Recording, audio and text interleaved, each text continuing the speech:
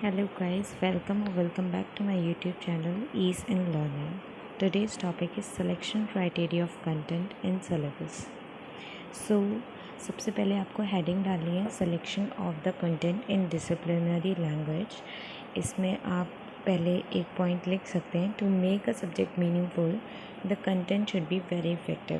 कोई भी सब्जेक्ट जो है अगर वो मीनिंगफुल मतलब उससे हम कुछ समझना चाहते हैं तो उसका जो कंटेंट होना चाहिए, जो मतलब उसमें चैप्टर्स होंगे, वो बहुत ही ज़्यादा इफ़ेक्टिव होने चाहिए। Second, the content should be specified as per the educational objective since the ancient times. जो भी एजुकेशनल ऑब्जेक्टिव्स हैं हर क्लास के अलग अलग, उस पर बेस्ड होना चाहिए हमारा कंटेंट। अब एक व्हीलर्स थे, उन्होंने एक क्राइटेरिया दिया था। पहला स्टेप था इनका टू डिटरमाइन ऑब्जेक्टिव्स। सबसे पहले हमें समझना है कि हमारे ऑब्जेक्टिव्स क्या हैं किसी भी कंटेंट के, जो कि हमारा रियलाइजेशन में हेल्प करे, लास्ट में हमें रियलाइज़ हो कि हमने ये सब्जेक्ट क्यों पढ़ा है। सेकंड, हमारा जो भी कंटेंट है वो बहुत ही ज़्यादा ऑथेंटिक होना चाहिए। Third, based on concept and assumptions, conceptual based होना चाहिए और एजम्पशंस के ऊपर होना चाहिए। Based on students need and aptitude, students की क्या नीड है और उनका क्या समझने का लेवल है, इस पे भी कंटेंट बेस्ड होना चाहिए। Fifth is helpful in solving problems of students, बच्चों की जो भी परेशानी है उसको सॉल्व करने के बेसिस पे भी कंटेंट होना चाहिए। Fifth and last is difficulty level and students ability. Difficulty level ऐसे सेट करना चाहिए किसी भी कंटेंट का कि स्टूडेंट की जो एबिलिटी है वो उसके हिसाब से हो।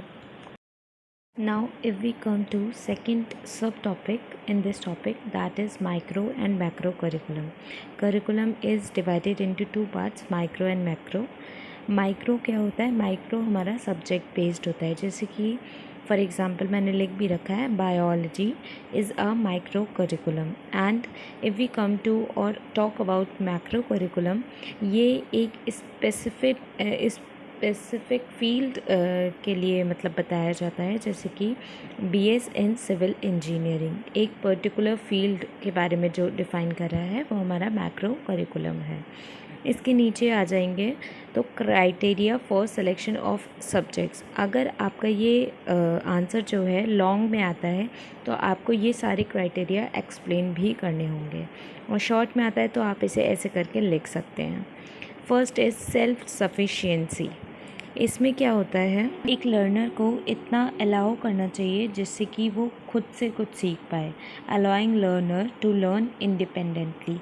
कुछ भी मतलब वीकली एक ऐसा पीरियड होना चाहिए हर स्कूल में, हर करिकुलम में, जिसमें जो लर्नर है वो अपनी एबिलिटी को जान पाए कि वो कितना कर सकता है, खुद से कितना लर्न कर सकता है। Second is significance, achieve overall aim of the curriculum. जो भी हमारा करिकुलम सेटअप हुआ है, कंटेंट उसमें जो लागू हुआ है, उसका जो रियल एम है वो हम अचीव कर पाएँ, ये होता है सिग्निफिकेंस। Third, validity.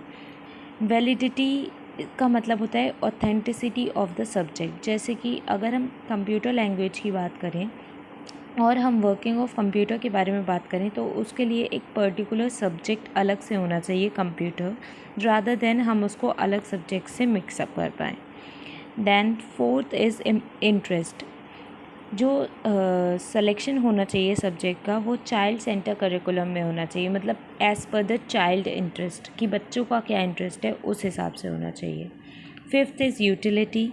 यूटिलिटी का मतलब है यूज़फुलनेस ऑफ द कंटेंट, कि कंटेंट हमारा कितना इफ़ेक्टिव है, कितना यूज़फुल है हमारे डे टू डे लाइफ में। Sixth is learning ability.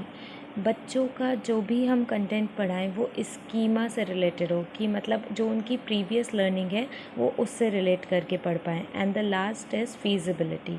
Feasibility का मतलब है कि जो भी हम कंटेंट या सब्जेक्ट बनाएं वो फुली इम्प्लीमेंटेड हो। अब ये कुछ प्रिंसिपल्स हैं जिनको ध्यान में रखते हुए हम किसी भी कंटेंट का सिलेक्शन कर सकते हैं। फर्स्ट है practical value, principle of practical value, कि जो भी हमारा कंटेंट है वो हम डे टू डे लाइफ में इम्प्लीमेंट कर पाएँ। Second is principle of preparative value, कि हम जो भी मतलब स्टूडेंट की लर्निंग है या फिर जो भी स्टूडेंट का जो कंटेंट है वो हम एडवांस्ड एजुकेशंस के लिए प्रिपेयर कर पाएँ बच्चों को। Third is principle of disciplinary value, subject content to train and discipline the mind. जो भी हम कंटेंट बनाएं वो हमारे माइंड को ध्यान में रखते हुए बनाएं। Fourth is principle of cultural value, हम ऐसा कंटेंट बनाएं जो कि रिलेटेड हो किससे, कल्चर एंड सोसाइटी से।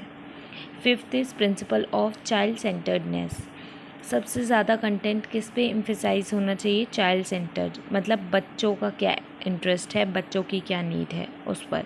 Sixth is relation with community, इसका मतलब होता है कि जो भी हम कम्युनिटी लाइफ जी रहे हैं उससे हमारा कंटेंट जो है वो लिंक्ड हो, मतलब मिलता जुलता हो। And the last is principle of flexibility, हमारा कंटेंट जो है वो बिल्कुल भी रिजिड ना हो, हमारा फ्लेक्सिबल हो, as per the need of the changing society हो। Thank you.